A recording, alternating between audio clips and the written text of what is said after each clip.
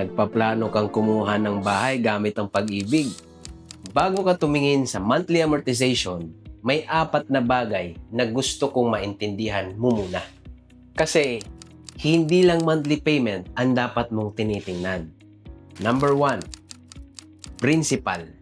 Ito yung mismong amount na hiniram mo. Halimbawa, kung 2 million ang loan amount mo, yun ang principal na kailangan mong bayaran kasama ang applicable interest at other charges. Number 2, interest. Ito yung cost ng paghiram mo ng pera. At ito yung reason kung bakit hindi mo dapat i-expect na lahat ng binabayad mo monthly ay diretso agad sa principal. Sa Pag-ibig, may order of application ang monthly payment. Kaya may bahagi nito na napupunta muna sa applicable charges, insurance, interest, at saka principal. Number 3, insurance.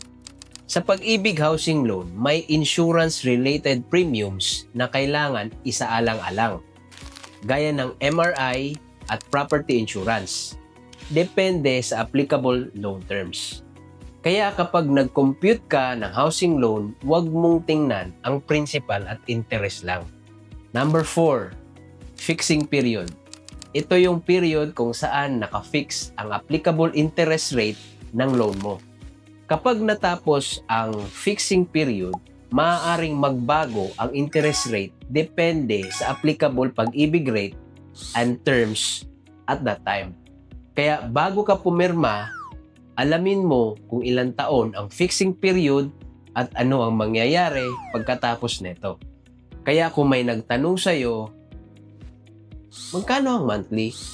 Magandang tanong yan. Pero hindi dapat doon nagtatapos ang usapan. Tanungin mo rin, magkano ang loan ko?